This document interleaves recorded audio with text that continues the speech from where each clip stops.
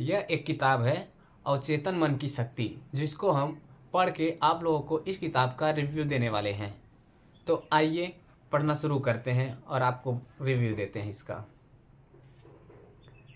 दौलत पाने के लिए अवचेतन मन की शक्ति का प्रयोग कैसे करें। अगर आप आर्थिक संकट में हैं, तंगहाली में दिन काट रहे हैं, तो इसका मतलब यह है कि आपने अपने अवचेतन मन को यह विश्वास नहीं दिलाया है कि आप हमेशा समृद्धि में रहेंगे और बचत भी करेंगे। आप ऐसे लोगों को जानते होंगे जो हफ्ते में सिर्फ कुछ घंटे काम करते हैं लेकिन बहुत सारे पैसे कमाते हैं। वे ज़्यादा मेहनत नहीं करते हैं। इस बात पर यकीन न करें कि दौलतमंद बनने का एकलौता तरीका खून पसीना बहाना और कड़ी मेहनत करना है। ऐसा बिल्कुल भी नहीं है। जीवन का प्रयास रहित तरीका सबसे अच्छा है। वह काम करें जिसे करने से आप प्रेम करते हैं। इससे इसकी खुशी और रोमांच के लिए करें। मैं लॉस एंजलिस की एक एग्जीक्यूटिव को जानता हूँ जिसकी तनख्वाह लाखों में है। पिछले साल उसने क्रूज से 9 महीने तक दुनिया की सैर की। उसने मुझे बताया कि उसने अपने अवचेतन मन को विश्वास दिला दिया था कि वह इतनी ज़्यादा तनख्वाह का हकदार है।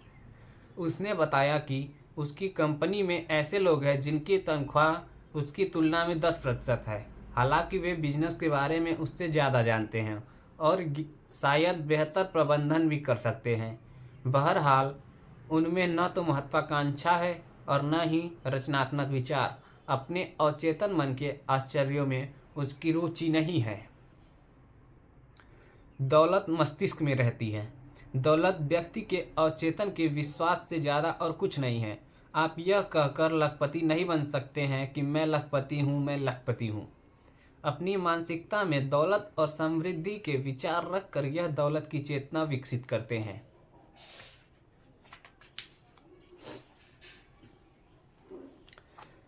समर्थन के अदृश्य साधन। अधिकांश लोगों के साथ यह दिक्कत है कि उनके पास अदृश्य सहारे नहीं होते हैं। जब बिजनेस कमज़ोर हो जाता है, स्टॉक मार्केट गिरने लगता है या उनके निवेशों में नुकसान होता है तो बेबस नज़र आते हैं। इतनी असुरक्षा का कारण यह है कि अवचेतन मन का दोहन करने का तरीका नहीं जानते हैं। वे यह नहीं जानते हैं कि उनके भीतर कभी न खत्म होने वाला भंडार भरा है। गरीबी की मानसिकता वाला व्यक्ति खुद को गरीब परिस्थितियों में पाता है। बहरहाल, जिसका मस्तिष्क दौलत के विचारों से भरा होता है वह तमाम सुख सुविधाओं में जीता है। ईश्वर यह कभी नहीं चाहता है कि हम गरीबी में दिन काटें। आप दौलत और अपनी ज़रूरत की हर वह चीज़ पा सकते हैं। आप बहुत सारी दौलत पा सकते हैं। आपके शब्दों में इतनी शक्ति है कि वे आपके मस्तिष्क से गलत विचार साफ करके सही विचार भर दें। दौलत की चेतना विकसित करने का सटीक तरीका। शायद यह अध्याय पढ़ते समय आप कह रहे होंगे, मुझे दौलत और सफलता चाहिए। आप एक काम करें, रोजाना 3-4 बार 5 मिनट तक ये 2 शब्द दोहराएं, दौलत, सफलता। इन शब्दों में ज़बरदस्त शक्ति है। ये अवचेतन मन की आंतरिक शक्ति के प्रतिनिधि हैं। अपने मस्तिष्क में अपने भीतर की प्रबल शक्ति का लंगर डाल लें। इसके बाद उनकी प्रकृति और गुण से मेल खाती परिस्थितियां आपके जीवन में प्रकट हो जाएंगी। आप यह नहीं कह रहे हैं कि मैं दौलतमंद हूँ। आप तो अपने भीतर की वास्तविक शक्तियों पर भरोसा कर रहे हैं। दौलत कहने पर आपके मस्तिष्क में कोई दुविधा नहीं होती है। यह नहीं, जब आप दौलत के बारे में सोचते रहेंगे तो आपके भीतर इसकी भावना प्रबल हो जाएगी। दौलत की भावना से दौलत उत्पन्न होती है। यह बात हर वक्त ध्यान में रखें। आपका अवचेतन मन किसी बैंक की तरह है। इस तरह की शाश्वत वित्तीय संस्था यह हर उस चीज़ को बढ़ावा देती है जो कि आप इसमें जमा करते हैं या जिसकी भी आप इस पर छाप छोड़ते हैं, भले ही यह दौलत का विचार हो या गरीबी का। दौलत को चुनें। दौलत के संकल्प असफल क्यों होते हैं। मैंने इतने वर्षों में कई लोगों से बात की जिनकी आम शिकायत यह होती है कि मैं कई हफ्तों और महीनों से कर रहा हूँ, मैं दौलतमंद हूँ, मैं अमीर हूँ, लेकिन कुछ नहीं हुआ। मैंने पाया कि जब वे कहते थे मैं दौलतमंद हूँ, मैं अमीर हूँ, तो उन्हें मन ही मन लगता था कि वे खुद से झूठ बोल रहे थे। एक व्यक्ति ने मुझे बताया, मैं घोषणा की कि मैं अमीर हूँ। मैं यह करते करते थक चुका हूँ। स्थितियाँ अब पहले से ज़्यादा खराब है। अपनी अमीरी की घोषणा करते समय मैं जानता था कि यह सच नहीं है। इस तरह के कथनों को चेतन मन स्वीकार नहीं करता है। इसी कारण उसने बाहर से जो घोषणा की और जिसका दावा किया, उसे उसका विपरीत परिणाम मिला। आपकी सकारात्मकता घोषणा तब सबसे अच्छी तरह सफल होती है जब यह विशिष्ट हो और मानसिक संघर्ष या विवाद में पैदा न होता हो। इस व्यक्ति के कथन से स्थिति और बिगड़ गई, क्योंकि उसने वित्तीय तंगी की भावना थी। आपका अवचेतन निरर्थक शब्दों या वाक्यों को स्वीकार नहीं करता है। यह तो सिर्फ उसने स्वीकार करता है जिसे आप सचमुच सच मानते हैं। अवचेतन मन के हमेशा प्रबल विचार या विश्वास को स्वीकार करता है। मानसिक संघर्ष से कैसे बचें? जिन लोगों के सामने यह मुश्किल है, उसके लिए इस संघर्ष से उबरने का आदर्श तरीका यहाँ दिया गया है। यह व्यवहारिक कथन बार बार दोहराएं, खास तौर पर सोने से पहले। दिन रात मैं अपने सभी रुचियों को समृद्ध हो रहा हूँ। इस सकारात्मक घोषणा से कोई बहस नहीं होगी, क्योंकि यह आपके अवचेतन मन की वित्तीय कमी की छाप का विरोध नहीं करती है। एक बहुत चिंतित बिजनेसमैन मेरे पास आया। उसकी बिक्री व आर्थिक स्थिति बहुत खराब थी। मैंने उससे कहा कि वह अपने ऑफिस में शांत होकर बैठ जाए और बार बार दोहराए, मेरी बिक्री हर दिन बढ़ रही है। इस कथन के कारण उसने चेतन और अवचेतन मन मिलकर काम करने लगे और बाद में अच्छे परिणाम मिले।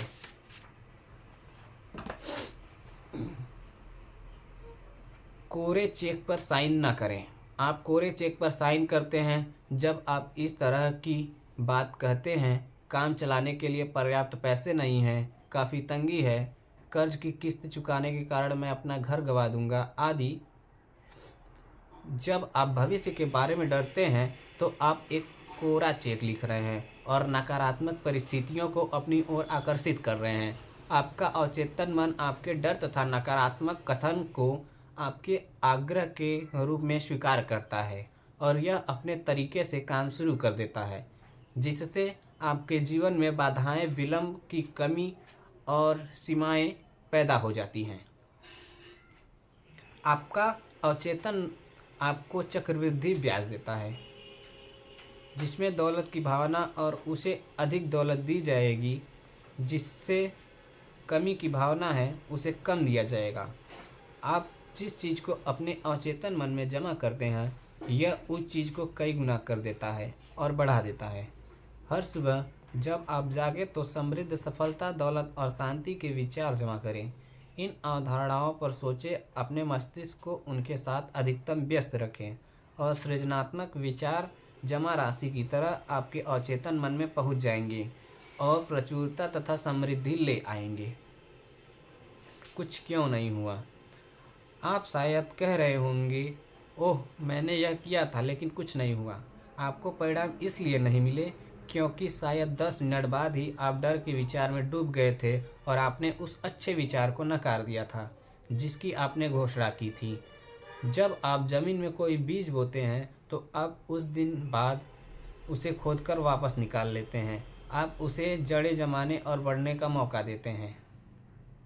मान ले उदाहरण के लिए यह कहने वाले हैं, मैं उस चीज़ के पैसे अदा नहीं कर पाऊंगा।